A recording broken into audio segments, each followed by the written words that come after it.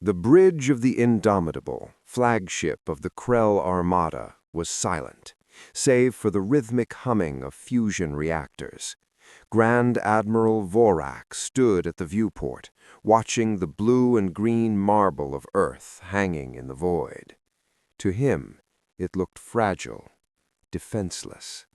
"Admiral," a communications officer chirped, its chitinous mandibles clicking in amusement, "the humans have sent a Priority 1 transmission. It is short." Vorak leaned forward, a cruel smile touching his face. "Let us hear the death rattles of a doomed world. Play it." The audio was clear, crisp, and devoid of fear. It wasn't the voice of a world pleading for mercy. It was the voice of a species checking a box. "This is the United Earth Defense Force," the voice said. It was cold, professional. "You have entered restricted space. You are currently positioned over a Level 4 sovereign zone. This is your final warning. Withdraw to the Kuiper Belt immediately, or we will be forced to initiate Protocol 0. You have 60 seconds to comply." The bridge erupted in laughter. Vorak looked at his fleet, 10,000 warships, each a mile long, bristling with plasma lances that could boil oceans. 60 seconds, Vorak laughed, his voice echoing through the ship. "They give us 60 seconds to flee? They have no orbital platforms, no fleet in sight, just a single planet and a moon.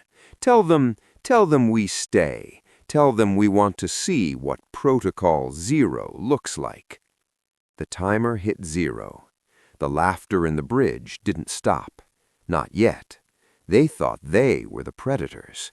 They didn't realize they were just the test subjects. The Krell hadn't just appeared at Earth. They had spent decades conquering the surrounding sectors. They were a race that believed in the strength of steel.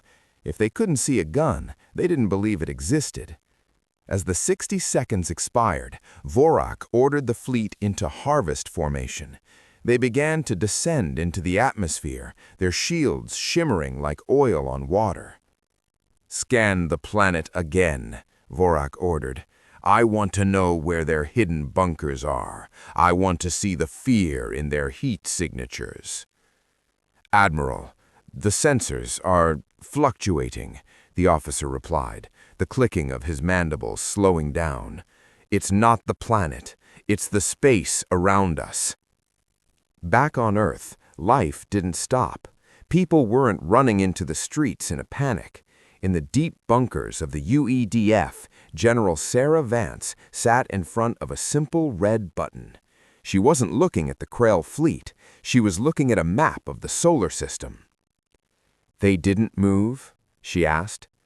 "No, General. They're mocking us. They've begun the atmospheric descent," an aide replied. Vance sighed. It wasn't a sigh of fear. It was the sigh of a gardener dealing with a pest that wouldn't leave. "We gave them the warning. Record that for the history books. We gave them every chance."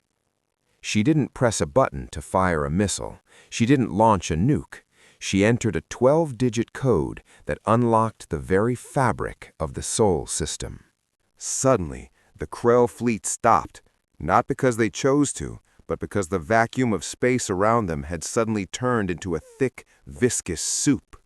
"Engines at 100%, Vorak screamed. "Why aren't we moving?" "Admiral, the gravitational constant in this sector just shifted by 400%, the navigator shrieked. The moon isn't a moon." Through the viewport, the lunar surface of Earth's moon began to crack, not from an explosion, but like an egg. Massive, tectonic-sized plates of rock fell away, revealing a core of pure, pulsing blue energy. Humanity hadn't built a fleet. They had realized long ago that ships can be sunk, so they had turned their entire celestial neighborhood into a weapon. The moon was a gravitational anchor. The Krell ships, designed for the light gravity of deep space, began to groan. The sound of metal twisting and snapping echoed through the halls. Ships collided with one another, pulled together by a localized gravity well so intense it was literally folding the Armada into a ball of scrap metal.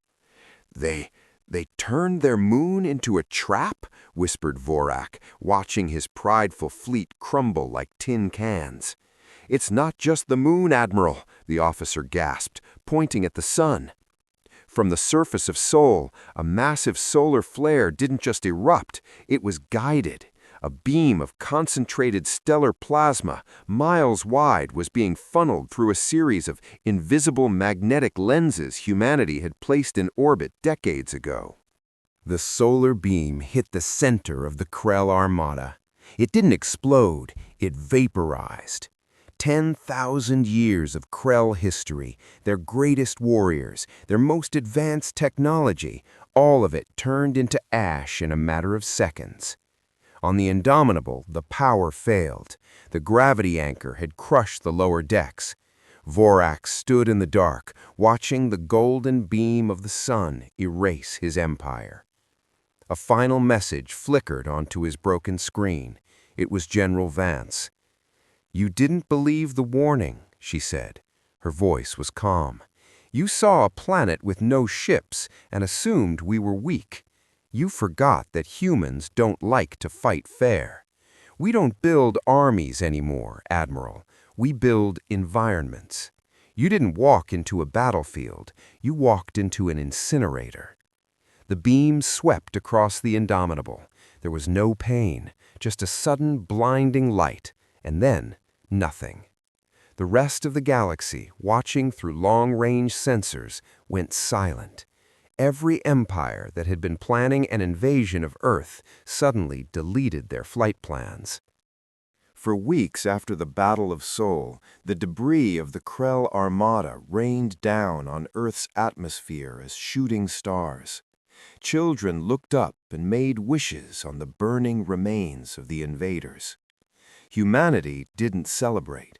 They didn't build statues. They simply went back to work. The Council of the Galaxy sent an emergency envoy to Earth, trembling as they landed. They expected to see a militarized fortress. Instead, they saw parks, schools, and a quiet, peaceful civilization. "Why didn't you tell us you had such power?" the envoy asked.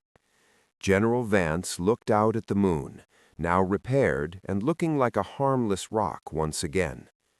"We did tell you," she said. "We gave you a warning. We gave the Krell a warning. The problem with old empires is that they think power has to be loud. They think it has to be visible." She turned to the envoy with a cold, hard stare. "We aren't interested in your galaxy. We aren't interested in your wars. But let this be the lesson that lasts for the next 10,000 years. Humanity gives one warning, only one. After that, it's too late." The envoy left, and the galaxy never bothered Earth again. Because everyone knew, if you see a human world that looks defenseless, it's not because they can't fight, it's because they've already won.